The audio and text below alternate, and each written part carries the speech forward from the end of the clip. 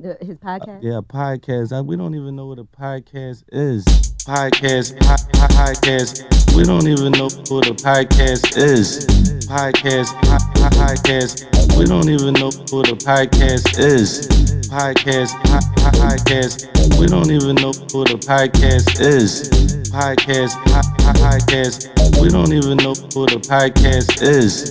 Podcast. We don't even know what a podcast is. Podcast. We don't even know what a podcast is. At this point, you're probably on Meek Mill's side. As far as that intro goes, you don't even know what a podcast is because it's been so long and so infrequent. The way that Wax does his podcast. And I'm sorry.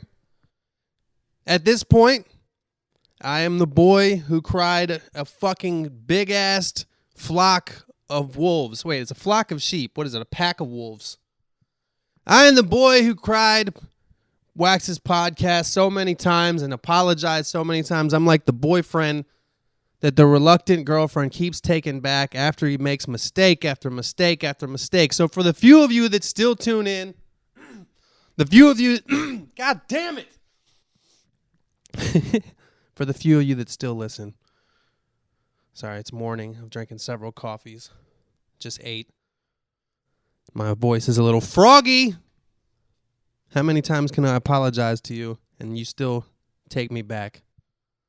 Maybe it's a good thing. You know, they say absence makes the heart grow fonder. I learned that from the Robin Hood Disney version.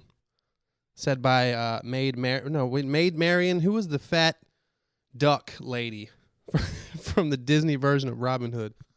Absence makes the heart grow fonder.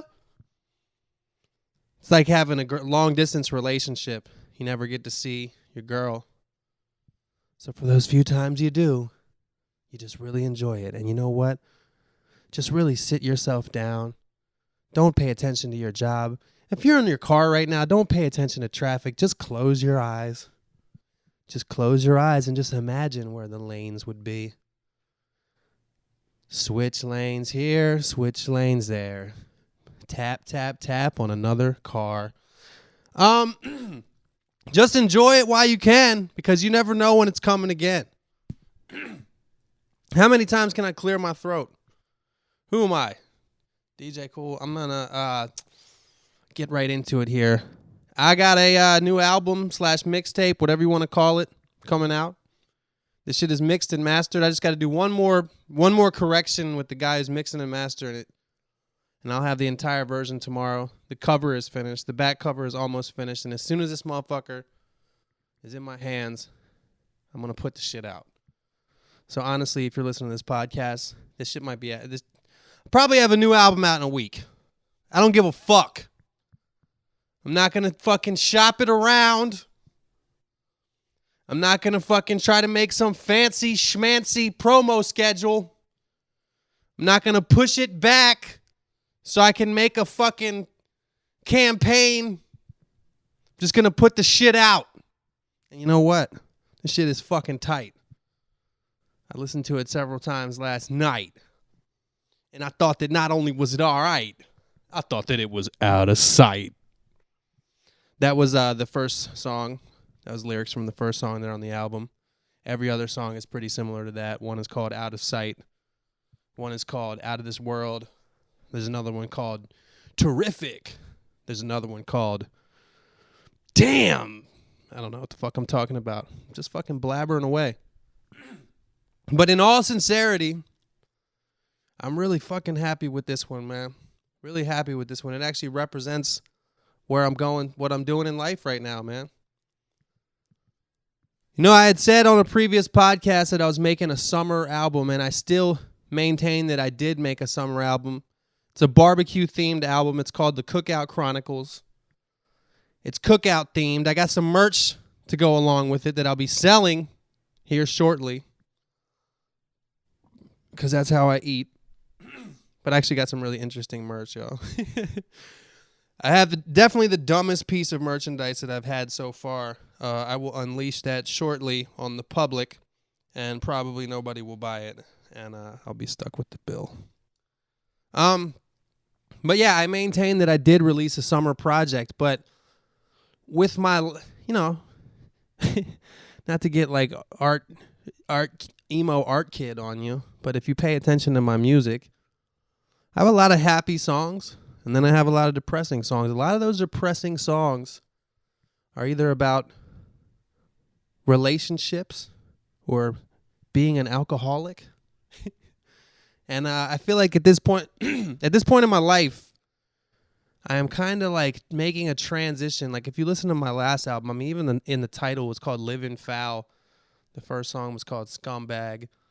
Talking about my life, and I feel like I'm making a transition in life out of that like fucking weird darkness and into this light that I'm feeling. I'm trying to be happy. I'm not trying to be fucking a depressed alcoholic forever. I'm trying to, every time I make an album, I vow that it's going to be the last album about being an alcoholic. But the problem with that is when you're an alcoholic and you're a musician, like, if you write songs about your life and your life kind of keeps going in the same way, you're going to kind of end up writing the same fucking songs. They're not going to be the same song. They're going to be different melodies, different beats, different lyrics. But, it's hard to, if you write songs about your life and your life doesn't change, your songs are going to have the same topics. So after every album, I usually vow that it's going to be the last album I write about being a fucking alcoholic. And on this album, I feel like I'm kind of halfway out of the darkness and half into the light. So there's still got to be a couple dark joints on there. I couldn't go all the way sunny. I still got a little cave of darkness that I enjoy dwelling in here and there. And I think that'll come across. I think that this album, man, it's like, I'm not going to say it's the most, I'm not going to say that out of all the albums and mixtapes I've done, which Jesus Christ, man, at this point, there's a lot of them. Out of all the ones I've done, I'm not going to sit here and tell you that this one has necessarily the best songs.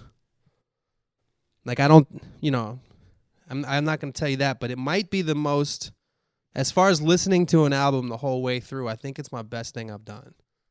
As far as, like, one listening experience, a project that cohesively fits together and is fun to listen to from start to end, this might be the best one I've done. And then there'll be another one next year. So maybe that one will be all the way in the light. Maybe that album will be even happier.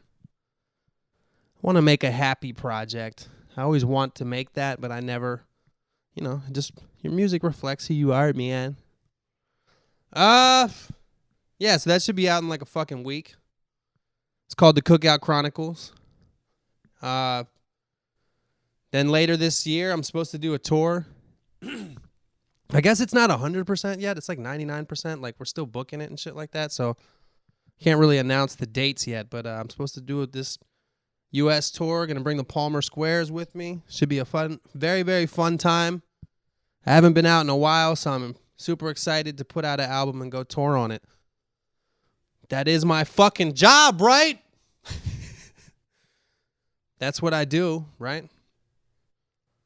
I don't even know what I do, man. I do so much shit. I don't know how I pay my rent, man. There's certain things that I do, such as this podcast, that I just do. Or like the show Chain Reaction. I'm not doing that shit anymore, man. I fucking people don't understand that, like, some of the stuff I do, it's not like I don't make a living doing Chain Reaction. Like, I spent a bunch of money doing Chain Reaction.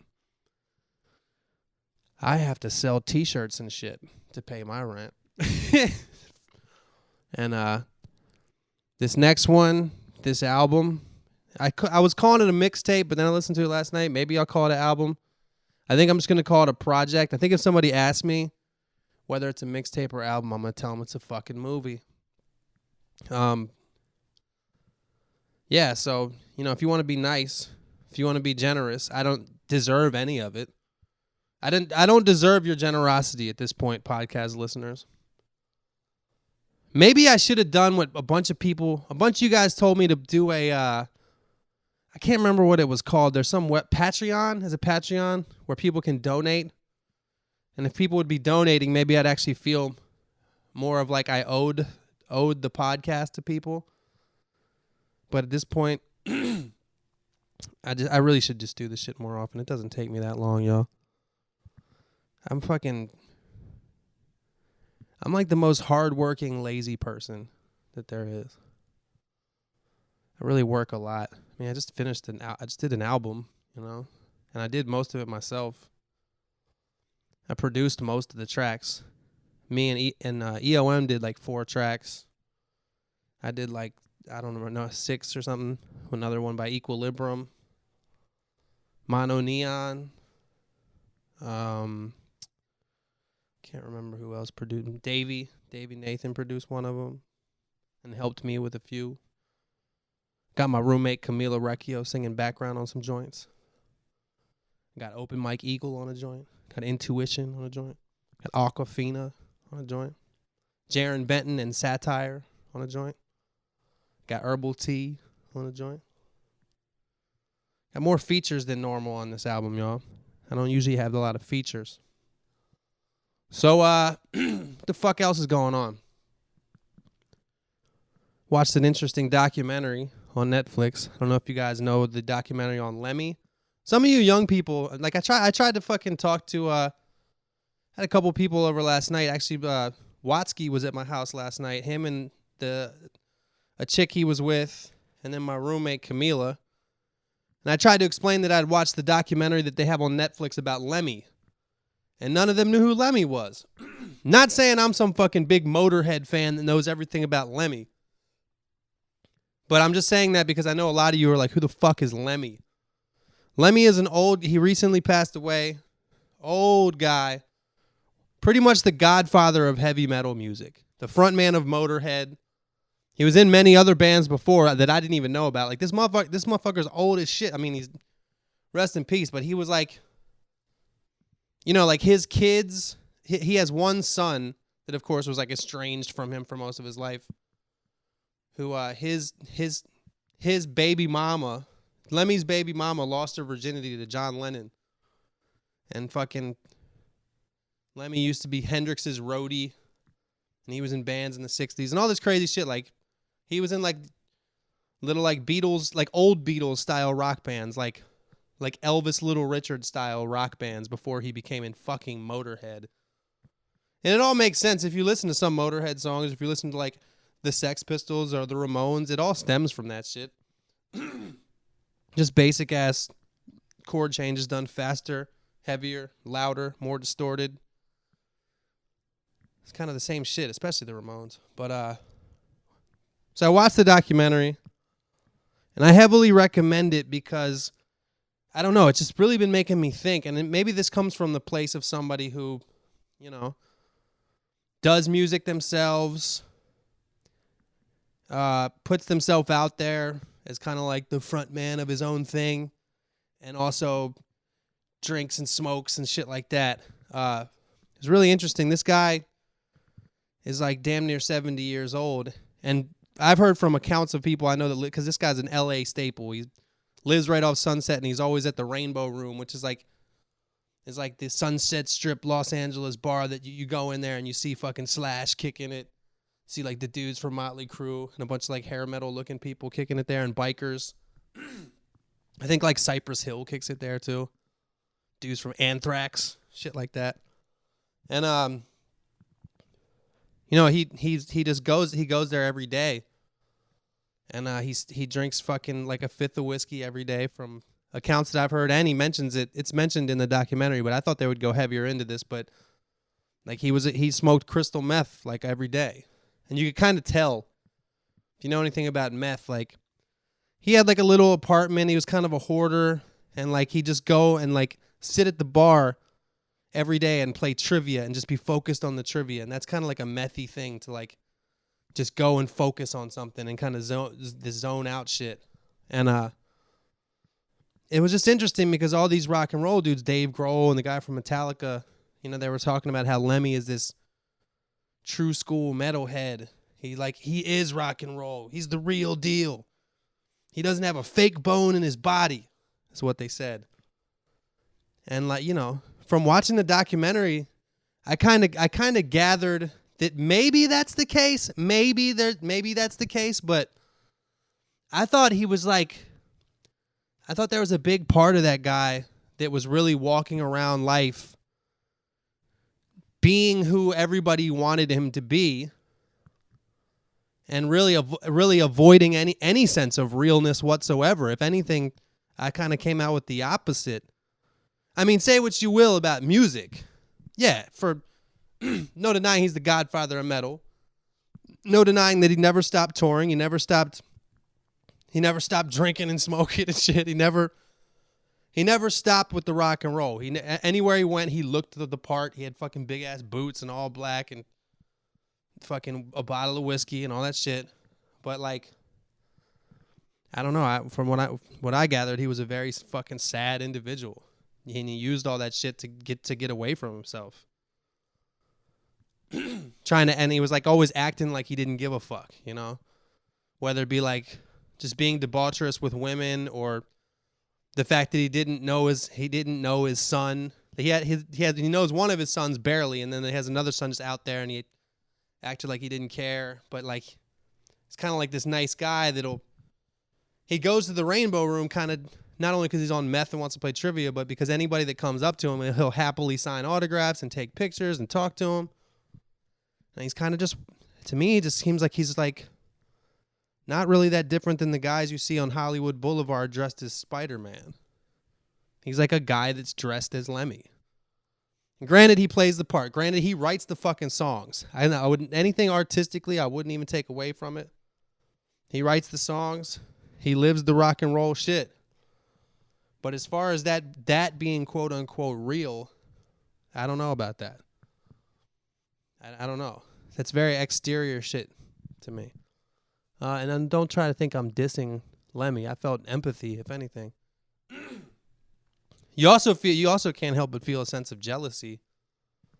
Somebody that's close to 70 years old and just smoking, drinking, doing drugs, never stopped. He's been doing speed since the 60s. And if you look at him, he's got an enormous presence and he's just a big dude. So it makes sense that his body could take a lot, but I know deep inside, and he even shows him he was taking his pills for diabetes and shit. He at least somewhat cares about himself. And yeah, I don't know. Interesting shit. What else do I got to talk about besides that random ass fucking topic? Did I even write anything down? I think I wrote mixtape and Lemmy. Yeah. What else I got going on, man? Yeah, we're talking about my personal life. We're talking about drugs. Let's fucking talk about it. The reason why I say I feel like I'm halfway into the light. I quit drinking for 40 days. July 6th was when I started quitting. I was going to quit for a long time. And then for a week, about a week ago, I kind of fell off. I don't know exactly what it stemmed from. It stemmed from me thinking it was okay to just, man, I don't even want to go into this shit. I don't even want to go into that fucking shit today. Don't want to go into it. What else can we talk about? I haven't been paying attention to the election. Kind of gave up on giving a fuck about the election. I see a headline or I'll see somebody talk about it on Facebook, and I'm just I don't fucking care anymore. I don't care about Donald Trump. I don't care about Hillary Clinton. I just don't fucking care. It's just all a parade and a charade. Should have fucking hold on one second.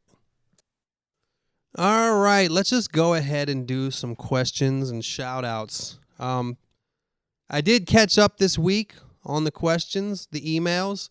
Email me at beatsforwax@gmail.com. beatsforwax@gmail.com. I was 3 months behind on the emails. Now I'm 1 month behind on the emails. And it actually sounds worse than it is because when I'm not doing the podcast very much, it's not surprising that people don't email me as much for the podcast. But I'm going to really try to stop being a bullshitter. And like I said, like most of the past month and a half, I've been fucking sober Samuel. So it's not like I've just been wilding out and not missing the podcast because I don't give a fuck. I really have been working on music. And got a dope ass album about to drop. And speaking of music, obviously the beatsforwax@gmail.com was started for people to send me beats, for producers to send me beats. If you want to send me beats, feel free to do so. But I was just gonna say it's not only, I would say, beyond rare. I don't think one time I've received a beat on there that I ended up using. Yeah, I don't know. I think the older I get and the more I do this music shit, it's less likely that like somebody's gonna just send me a cool beat and I'm gonna rock to it. I kind of know what I want to do in my head. Whether people like it or not, that's up to them. You know, everybody has their own taste in beats. And my taste is still old. I still like old 90s kind of beats, man. Fucking kill me. I still like old sounding beats.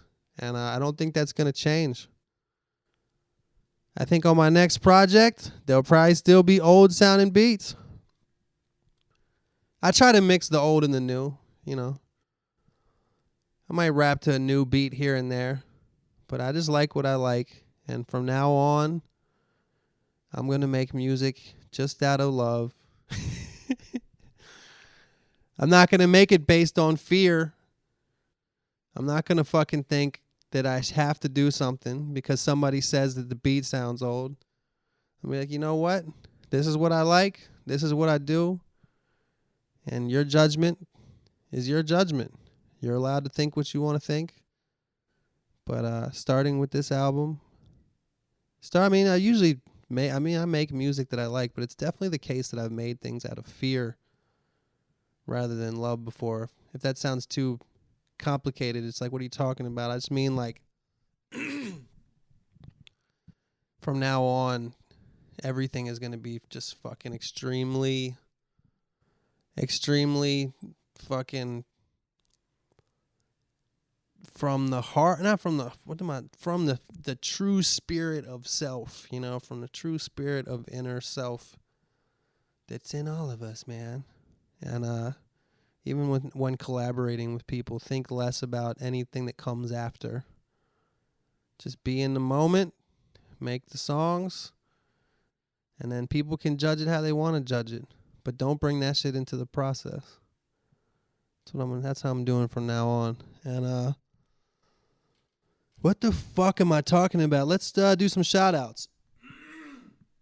God, I'm clearing my throat so much. I did quit smoking. And anybody that's quit smoking before knows that like the first 2 or 3 days, your like throat and lung and fucking mucus gook, that shit is actually worse right after you quit. That was a weird whistle into the mic. That shit is actually worse right after you quit than it is while you're still smoking, because like the 3 days after you smoke, like it's been said that if you got a show, if you're a singer and you have a show and you're a smoker, you either got to just keep smoking or you got to quit at least 3 days before the show, or it's going to make it actually worse. So I've been quit for like 2.5 days.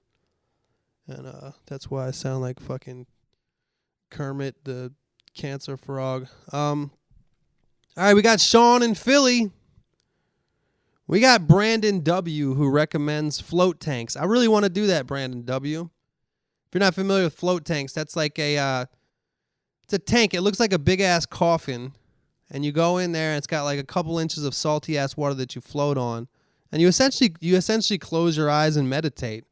And I think that the floating sensation makes it easier for your mind to kind of get away from your inner thoughts or some shit like that. And supposedly people have almost like psychedelic experiences in there. I've never done it, but I'd like to do it. There was one in Venice, and I remember trying to do it, and it was just like the waiting list was so far out that I didn't even sign up. But it's probably not as bad as it used to be. Okay, we got Petey Machete. We got Sonny P. We got the one and only Big D. We got Kristen W. We got Zayna O. We got Jeff and Alex Day F. Thank you guys for sending me that video. I know it was fucking months ago, but they sang a video of them. It was actually Alex Day F singing the Wax's podcast theme song in a silly accent in their car. And I miss you guys. Just hang out soon or something. We got Lord D Rock. Don't forget my man Chris M. We got Tara M, who recommends Watsky's book, How to Ruin Everything. Shows you what kind of friend I am that I haven't even fucking read that book yet. Watsky was actually here last night. They're in town. They're about to go on tour. By the way, my roommate is Watsky's backup singer. She's about to go on tour for the rest of the year. They're going all over the fucking place. United States, Europe, get right in a bus. And I'm a little jealous, man. I'm a little jealous. Wish I was going to be taking a bus for my next tour. I'll be lucky if I fucking have the next. But, speaking of Watsky, man, he just put out his album like days ago. Days ago, he put out a brand new album. It's called X Infinity. And I listened to it recently, and I highly recommend it. It's some creative, heavy shit. So he's got a book and an album out. What the fuck do you got? That's a fucking great example of, I'm sure Watsky's received a lot of outward negativity from people who judge from the sideline. Sure, he's an example of somebody who's received stuff like that. But you know what? He could tell that motherfucker right now, I got a fucking book, a best-selling book, and an album, and I'm about to go on tour. What the fuck are you doing? Commenting on my fucking Instagram, Twitter, Facebook feed while you eat your fucking Cheetos. Not there saying there's anything wrong with eating Cheetos. Feel free to eat whatever snack food you like. If you do it from love, not fear. Eat your Cheetos from the heart. Not from the mind. Not from the ego. Don't eat your Cheetos with your ego. Eat them with your heart and the inner Cheeto eating love that lives within you. That some call God. Some call the universal force that makes you realize how great the Cheetos are. Cheetos are from the earth. Maybe not hot Cheetos. That shit might be from space. But, anyway, then we got Dizzy Dizza. We got JB. We got the one and only Austin the Awesome. Austin the Awesome. Austin the Awesome. You know, I woke up and I thought of a dumb bar today. I woke up and this came to my head. I said, "Aw, snap," like the back of a ball cap or the back of a bra strap, because they both snap. Get it? Caleb from Anaheim. We got Evan from Flint, Michigan. Flint, Michigan now, especially. I mean, Flint, Michigan was already. I already know that Flint, Michigan's a pretty rough fucking place. But since the water thing came out, like when you just think of Flint, Michigan, it almost sounds third world at this point. And don't take that the wrong way, Evan. I realize that that's my own brainwashed self. I'm fucking brainwashed by this shit too, man. I realized it last night. I'm brainwashed by Donald Trump. Him calling Hillary Clinton a liar all the time. I don't fucking know anything about Hillary Clinton. I'm sure she is a liar or whatever, but like, I just think that because he says it all the time. Shit like that is why I'm just not paying attention to it anymore. But Flint, Michigan. Raul S. Shout out to Raul S. and his girl Emmy and his brothers Downey and Antonio. We got Hansa K from the Czech Republic. What up, Hansa? We got Lano Prod, who recommends his own remix of the song Work, Work, Work, Work, Work by Rihanna and Drake. If you search YouTube for that, I actually listened to it. It's fucking cool. LAYNOPROD is one word. Find his remix of Work by Rihanna featuring Drake on a brand new website called YouTube, which is a place where you can actually take your own videos and upload them to the internet so other people can see them. It's not like you're actually using your own website. It's called YouTube because it's like for you, not referring to themselves. It's like they're telling you that this is your tube, because people used to call the television the tube. watching the tube, but it's you on the tube. Just upload your own stuff. It's you on the tube. If you haven't heard of that yet, you should check it out. I recommend it, youtube.com. We got Ed from Chicago. What up, Ed? We got Marcus M. What was Marcus M talking about? He said something about, I can't remember what Marcus M's email was about now. Maybe it was on, I don't fucking know, man. We got Cordless, Kordlyss, Cordless. We got the one, the only, Tommy from Finland. We got Mike from Long Branch, New Jersey, and his band, Mind Riot. And that's at mindriotband.com. And he sent me some tunes, and they're fucking great. Great band. Great rock and roll band. Some good melodies. Really well mixed and mastered project. We got Nicholas S. We have the one, the only, Jack Mama. Lastly but not least, we got the homie Hesky, Hesky, who ordered from Wax's online garage sale. And I wanted to thank anybody else listening who ordered some merchandise from Wax's online garage sale. That garage sale is still going on. I do still have some shirts and CDs. I think I still got some of the beer pong kits. I got Frisbees. It's Wax's Garage, WAXSGARAGE .bigcartel, BIGCARTEL.com. You can get stuff there.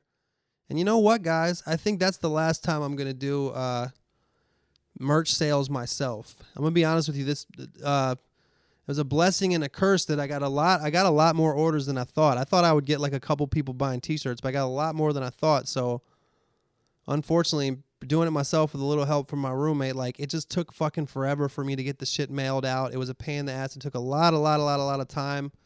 It was interesting too because I thought I made a lot of money on it, but what happens is I was selling all the stuff for cheap, and then you add the shipping costs, but when you see the money that you're getting, you forget that those are also the shipping costs. Then you got to go actually ship the stuff, and especially the stuff that's going to fucking Australia and Poland and all over the world. Like I fucking undercharged for the shipping, and I really didn't fucking make very much money at all on the Wax's garage sale because of shipping costs. And yeah, so whatever.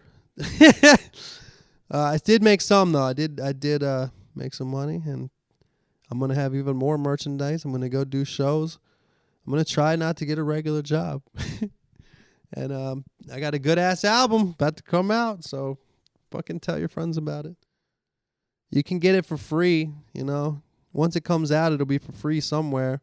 And this is another thing I wanted to talk about before I get into the letters, the emails this week. You know, in deciding whether this thing was an album or a mixtape, I started calling it a mixtape because it kind of has a couple songs that are like stream of consciousness raps without hooks, and it just kind of feels mixtapey, but it also fucking feels cheap to call it a mixtape, because once you call it a mixtape, not only do people think it's quote unquote free, but people think it's not as good as an album. And I think this is just as good as any album I've done. It just kind of feels like a mixtape, and some people would argue that my best work has been mixtapes. So, what the fuck was I gonna say? Oh yeah, in this, so I've had a couple comments and whatnot about like there's one guy specific on Facebook was like, oh, is it a mixtape as in free? Because I'm a broke college kid, and I just want to be like, what do you even mean?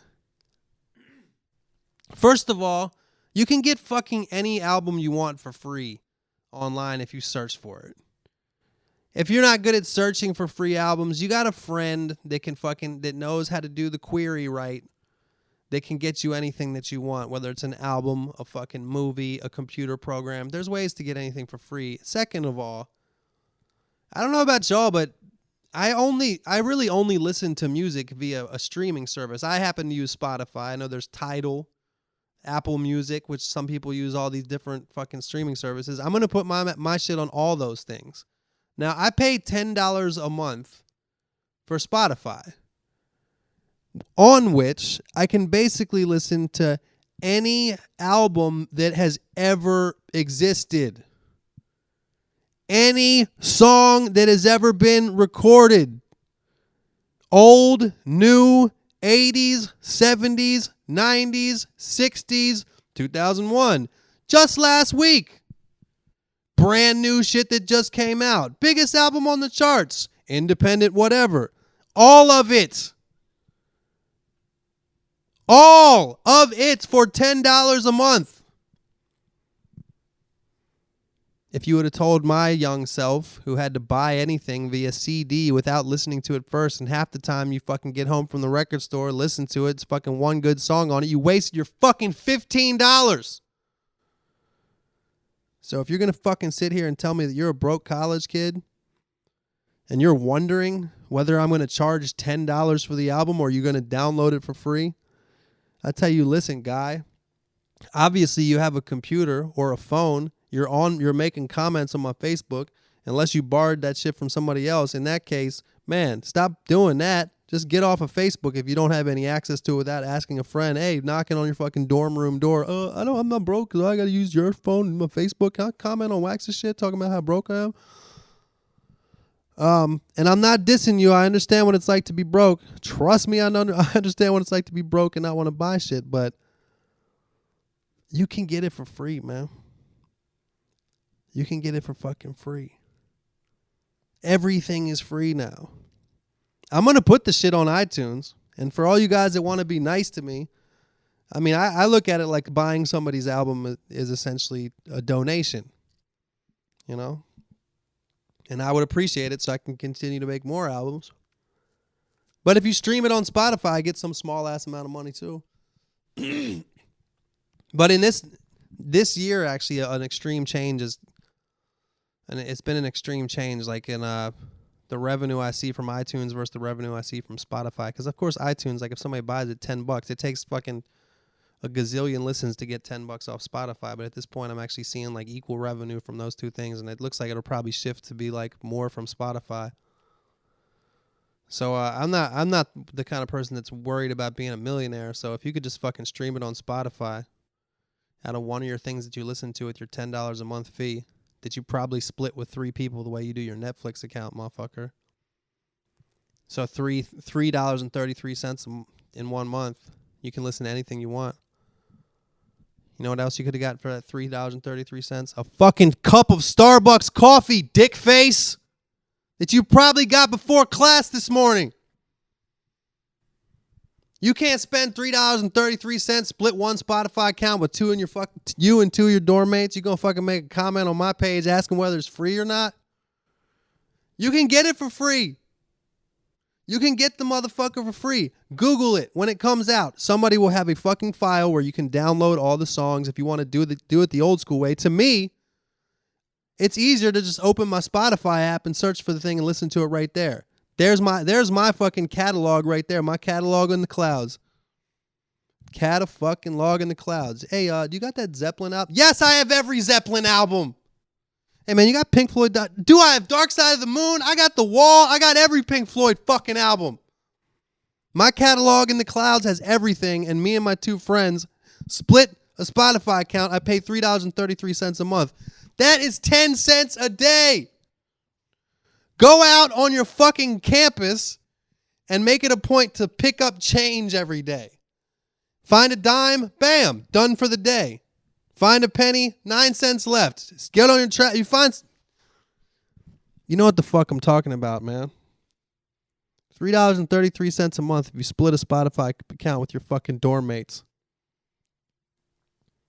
You know what it takes to get $3? What's minimum wage now? 10? You got to work for 20 minutes to get a fucking month for all the fucking free music you want? I don't have any fucking sympathy, sir. All right.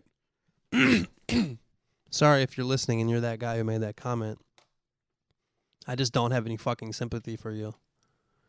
Yeah, if you went to college in the 90s and, you know, Weezer came out with their album and you had to first of all, you had to travel physically You had to travel physically. You had to spend gas money. You spent fucking $3.33 on the bus fare to get to the fucking record store to buy the Weezer album in the 90s.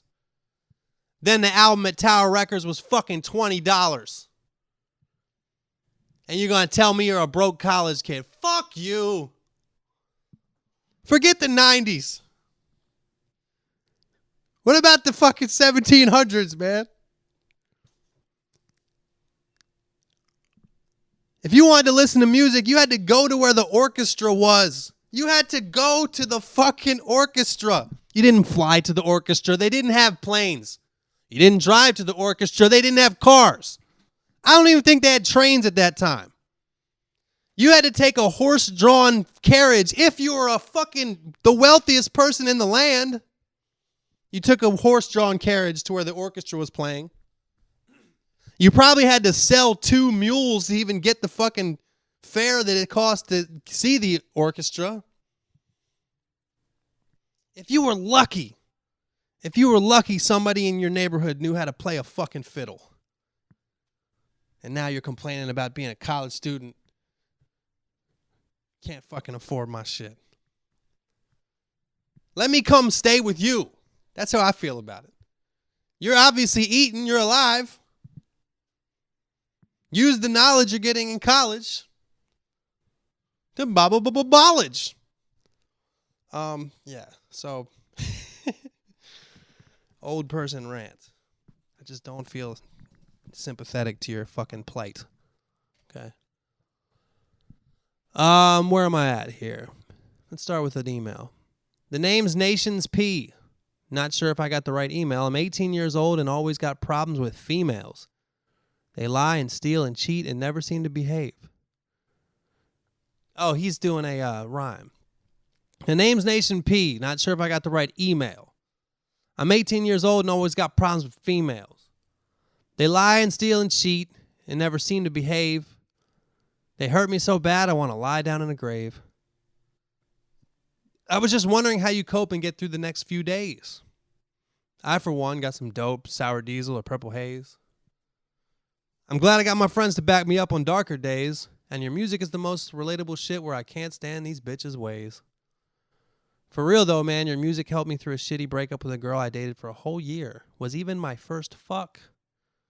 Your style rocks, and I'm really thankful for all you do, man. It'd be super cool to get a shout-out on the show, even if I can't rhyme. Well, shout-out to you, Nations P. Glad that I was able to help you out. I've certainly been through some fucking breakups myself. I was in one recently. God, I've cleared my throat so many times on this episode. I might have to go through. I'm not going to fucking edit it. You can complain about that guy, that too, guy. The free podcast that he actually pays to do had too many throat clears, and it kind of hurt my eardrums. You know what? How about you fucking eat that? Nations P, shout out to you. Yeah, man. I'm kind of still going through a breakup, man. It's not like I don't fucking still think about this bitch. I didn't mean to call her a bitch, but you know. She's a nice person. The girl that I dated is a very nice person. We loved each other very much. We just wanted different things in life. And I think it was actually one of the more sad breakups in my life because, as she says, nobody did anything wrong, you know? We just have different ideas for what we wanted in life, and we just weren't meant to. Oh, shit, I got to answer this phone call. And no, that's not her. Hold on. All right. I am back. What was I talking about? Nations P. Breaking up. Oh, yeah, man. Breakups are difficult, man. Breakups are difficult. Am I right? How difficult are they? Well, let's just say. Yeah. So I appreciate you listening, man. You know, break up with somebody, the only thing you can do is the best cure for a breakup is time. Just gotta take time. And I guess mess with other people and shit. But sometimes that's not always perfect. That's like sometimes you just end up comparing them to the last person. Wax, what's good, fam? Man, I just realized I've been following your career for 8 years. 8 fucking years, man. Seen every video, heard every song, listened to every podcast. Salute, bro. Oh, and shout out to Jay Scott from Long Island on the podcast if you get a chance. Thanks for the years of entertainment. Well, thank you very much for your email, Jay Scott, and thanks for your 8 years of appreciation, man. That's crazy. It's 2016, so yeah, 2008. That's when me and EOM put out our album Liquid Courage in 2008. Wax and Herbal Tea Grizzly season was 2006, so that was 10 years. I've been doing this shit for so long, man. Let me just really contemplate that. Like, I'm putting out a project probably in a week or two, hopefully one. And I just fucking, God, I've been doing this for a long time now, man. It's really funny, too, because I'm still like, you know, like the other day they posted this Cypher thing I did with Team Backpack. And granted, I had some good lyrics in there, but I thought my delivery was all fucked up. I sounded like I was sick and out of breath. I don't know. I wasn't really that happy with it, honestly. But still, most people watching that thing are just like, who the fuck is this guy? And they think like, oh, he's trying to, you know, especially when you're my age, it's just annoying when people are like, oh, you still trying to be a rapper? It's like, dude, I've been doing music professionally for fucking 8 years. Been doing music, period, for fucking 30 years. You know what I mean? And, I mean, not 30, but a long fucking time. So, yeah. It's just like, dude, I'm not trying to do anything, man. I'm just out here doing it. And, you can suck my fucking balls. But I appreciate it, Jay Scott. I appreciate the love, man. And to anybody that's been around for a long time, or you just started listening to me or the podcast or whatever, make sure you listen to this next project, man. Shit's a good listen. Tell all your friends so I don't have to go work at CVS, man. Yo, what's up, Wax? This is from Nick G. Yo, what's up, Wax? I just started a new YouTube channel where I review albums I like. So far, I've reviewed Chance the Rapper's Coloring Book and Flume's Skin. Next, I'm reviewing Vic Mensa's EP. There's a lot going on. Keep in mind, guys, when I'm reading this, that this email was probably like from 2 or 3 months ago. So he's done a video since then. I'm reviewing the fuck out of your new project or whatever the fuck you're going to call it. Well, I appreciate that, man. I do have a question, though. I swear I'm not just trying to plug my shit on the podcast. Haha. What do you think about music critics? I think they can be useful in promoting music that others may not have heard of. In contrast, they could trash an album that others may think is the shit. P.S. A shout-out would be cool, and if you want to plug my channel, it's Yana Kalol or Nick Guana on YouTube. Thanks, man. Well, the good thing is that's a very search engine optimized name. YONIKKALOL. Or Nick Guana, or Nick Gauna, on NICKGAUNA, if you search that on YouTube. I did watch one of your videos. You were reviewing a Schoolboy Q album. And, look, man, here's my take on music critics. Obviously people that don't necessarily make music listen to music.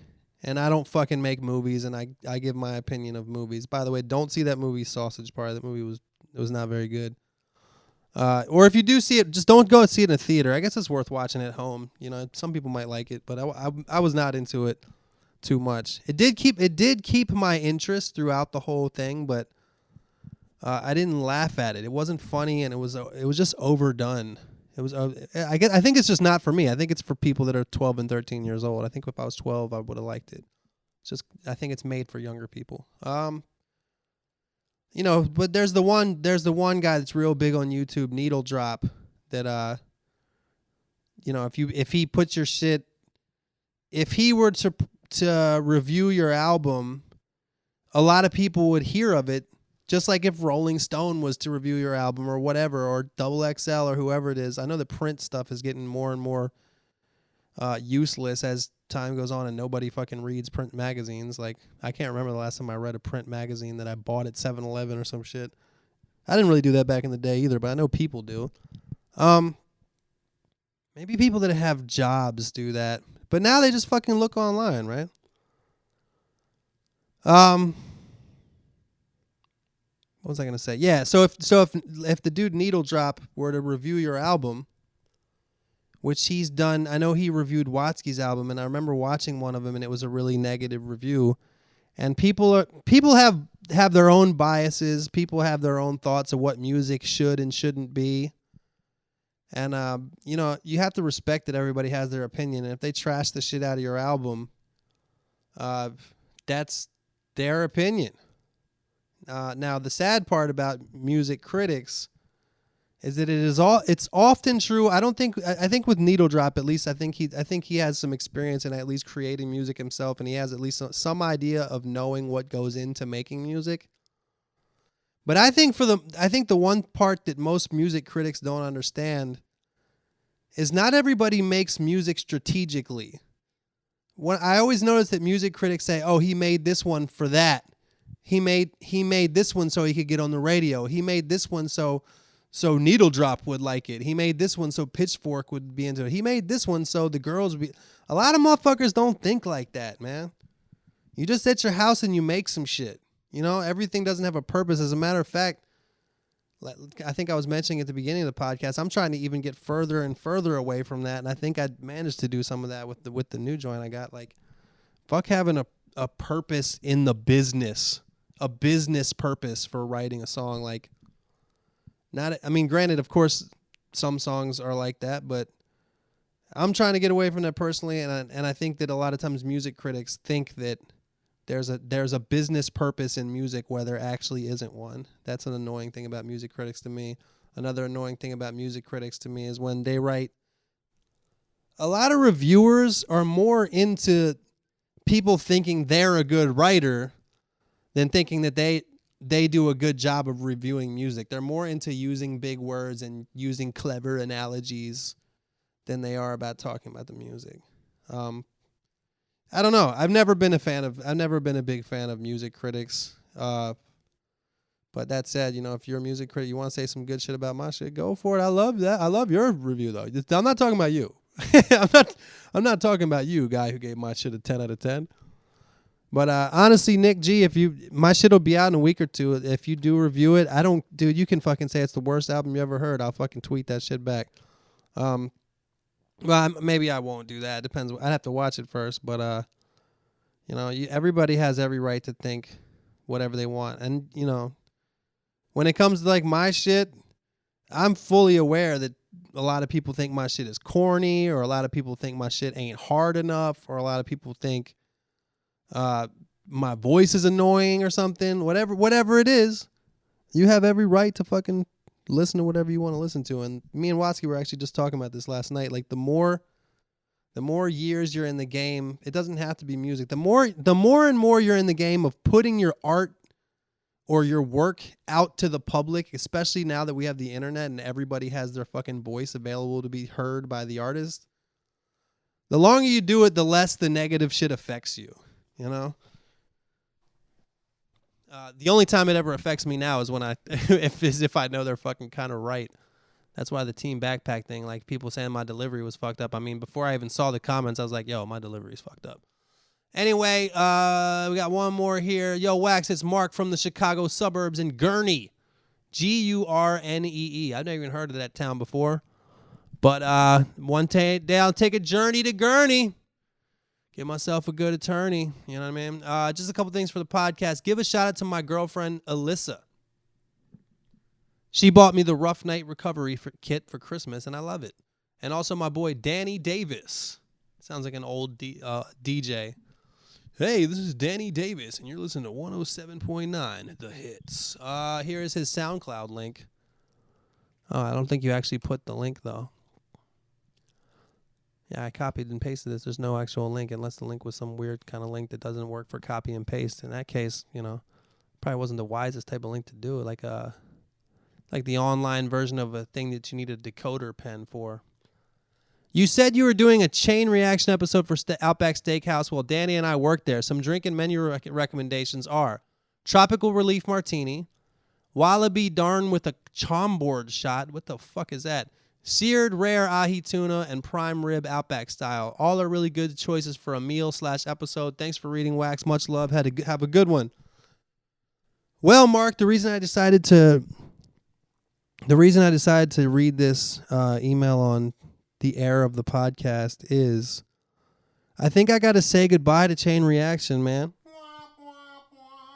I think I got to say goodbye to it because, you know, as I've probably said on the podcast before, the tragic flaw of the show Chain Reaction is there's only so big it can be because it's directly talking about the biggest corporate sponsors. I had a chance to almost possibly get that show on television. I had it on television kind of once, but they could only do select episodes because they couldn't use Taco Bell. They couldn't use Domino's because those motherfuckers paid for advertising on TV. So Chain Reaction is a problematic show, and at this point, it costs me money to pay somebody to shoot it, to pay somebody to edit it. It's time to go out and do it. And I just don't see any fucking... I mean, it doesn't make financial sense for me to do any more episodes of Chain Reaction. And now it lives on the internet for new people to discover. I did fucking 20 episodes of it. I still have like 2 or 3 that I never released, kind of like almost like the demo versions of your album that you never put out. A couple of them, the audio was fucked up, so we never put out. The ones that I never released, Jack in the Box, In and Out, and Jersey Mike's. And maybe I can put those out as like a, almost like when Dave Chappelle went off the air and they did the lost episodes, but at a much fucking, that's the biggest differential in how big of a show it can be. My online show about fast food restaurants and the fucking Chappelle show that sold like the most DVDs of all time, which is an outdated metric now, but at the time it was a big deal. So I think I got to say goodbye to Chain Reaction, y'all, and move on to something.